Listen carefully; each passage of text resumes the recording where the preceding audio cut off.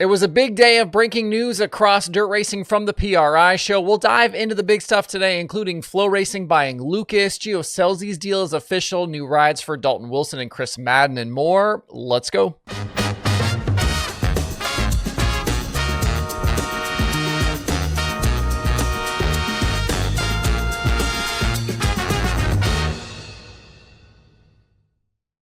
It's Thursday, December 11th. I'm Justin Fiedler. This is DIRTRACKR Daily presented by Kubota Genuine Parts.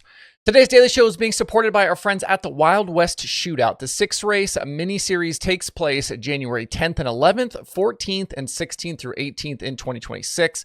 And new this year is the host track, with the event moving to Central Arizona Raceway and back to the state of Arizona. The track located just south of Phoenix down I-10. Things at Central Arizona are really on the rise. This past season, we saw High Limit race there along with USAC, and now they'll host the best late model racers in the world, along with a great field of modifieds. The list of confirmed drivers is already stacked. You'll find Bobby Pierce is going to be there, Jonathan Davenport, Hudson O'Neal, Brandon Shepard, Brandon Overton, Mike Marlar, Tyler Erb, Ryan Gustin, Garrett Alberson, Billy Moore, just a few of the many expected. All week long, the action off the track will be just as good, with free concerts each of the Saturdays, plus barrel racing on select nights during intermission. There's a golf tournament, cornhole, and a lot more. Grab some friends and kick off the 2026 dirt racing season at the Wild West Shootout. Discounted 6-day ticket packages for reserved seats and single-day reserved seat tickets are available now at wildwestshootout.net. That's wildwestshootout.net for single-day and ticket packages. I'll also put a link below in the video description. All right, settle in, friends. A lot of stuff to talk about today. Grab a beverage, pull up a seat, and come along. Today was day one of the PRI Motorsports trade show in Indianapolis, and there's been no lack of news breaking all day. Things got off to a serious start right away at 8 a.m. with FloRacing announcing it had acquired the Lucas Oil Late Model Dirt Series. This was a move that's been talked about behind the scenes for a number of years. Would it happen? When? Had it already happened? And I think I've said this here before on the show, but a couple of years ago, I actually remember sending Flo's Michael Rigsby a text asking specifically if they'd bought Lucas, and at the time, he said they had not. But through the years, the rumor and chatter never went away, and in a recent interview, we even heard World Racing Group CEO Brian Carter bring it up, and that Flo was maybe buying in or had already done so. FloRacing became the streaming partner for the series back in 2022, and if you remember back then, Lucas used to actually have its own TV channel and streaming platform, MAV TV and MAV TV Plus. The streaming plus side of the business is what got taken over effectively by FloRacing, and MAV TV was sold to Racer earlier this year and rebranded as the Racer Network. The tie-up between Flo and the Lucas series got even more serious last year when Flo became the series presenting sponsor below kind of Lucas itself. Pulling back, the Lucas Oil Company shedding some of its motorsports ties has been a topic on this show before, and it felt inevitable when Lucas founder Forrest Lucas died earlier this year that more was likely coming. Ownership of series and sponsorship deals kind of started to change and go away, and the company itself shifted, with Forrest stepping back a few years ago. Son Morgan was named president in 2020, and he took over as CEO in 2024. If the Lucas family was going to divest itself from the late model series, FloRacing and Flo Sports was the most likely suitor, especially given their foray into series ownership with High Limit, partner with Kyle Larson and Brad Sweet on the sprint car side, and their midweek FloRacing Night in America series. Beyond the acquisition itself, series director Rick Schwally said today that not much else is going to change. As part of the agreement, Lucas has signed a multi-year deal to continue as title sponsor, so it will still be the Lucas Oil Late Model Dirt Series, at least for the foreseeable future. And all of the staff, including Schwally, series announcer James Essex, officials, and more, all of them will be back. The series had already previously announced their 2026 schedule, and nothing is changing there either. Had it not been for this announcement, it's likely none of us would ever even notice there was a change. What's interesting in all of this is that even though Flo Sports is a very large venture capital-backed entity involved in all sorts of sports, FloRacing is bringing itself much more in line with the model that competitor World Racing Group has. Own the streaming and the series and cut down on the need to go out and acquire so much in live rights. Flo still has a ton of active deals in racing, and that will continue to be the case, but their dirt racing offerings will be anchored by these series owned in-house. As I said before, can't beat them, join them. Another thing we've pointed out previously, as have others, is High Limit's rebrand from High Limit Sprint Cars to High Limit Racing a couple of years ago. And I still think there's a possible future where both the Sprint Car and Late Model series are brought under the same branding banner, just like we see with the World of Outlaws. When I heard yesterday this announcement was pending, it certainly didn't surprise me given what we know, kind of about the situation, but it is big to see it all play out. I remember back to the days when Flo was just getting into dirt racing and they had the live rides for the Super Dirt Car Series. Their internal marketing team didn't know the difference between a UMP modified and a Northeast modified, and we had to educate them on the difference for their ads, lest they get lambasted by the fans they were trying to convince to buy from them. They've certainly come a very long way since then. Following the Flo Lucas news came finally the official announcement of the new Spire Motorsports sprint car team. That happened just an hour later. That included news of the hiring of Gio Scelzi to drive and Eric Prutzman to crew chief. I've also seen as well that former Casey Kane Racing crew member Cole Newhoffen is coming on as car chief. Scelzi will drive a Chili's sponsored 77 and they will be full-time with High Limit. Chili's Restaurant's a major partner of Spire on the NASCAR side, and we saw them on Carson Hocefar's dirt late model just days ago inside the dome for the Gateway Dirt Nationals. The Spire 77 will immediately be part of the quote-unquote High Roller Club, with it also being announced that they did acquire the franchise from Jason Myers that they earned with the 14 car the past 2 years. It's been quite the second half of the season here for Gio Scelzi, who started the year as an outlaw driver with KCP.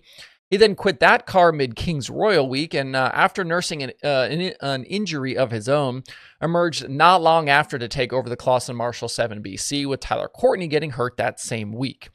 Gio finished the year in the 7BC, and along the way, this kind of Spire deal picked up.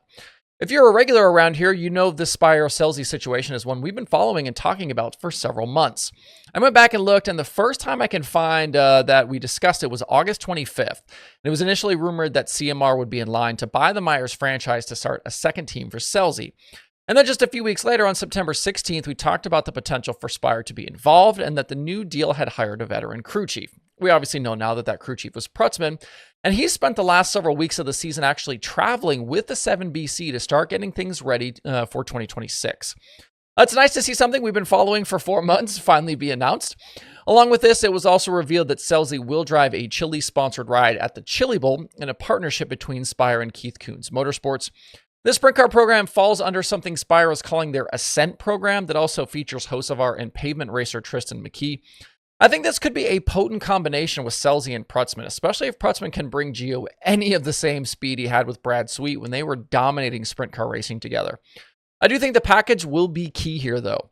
As for Spire, there are a lot of rumblings and rumors about additional future dirt racing involvement for them. I've heard non-wing stuff, late model races, so stay tuned there. Remember, Spire is owned by TWG. That is the same entity that's starting the Cadillac Formula One team.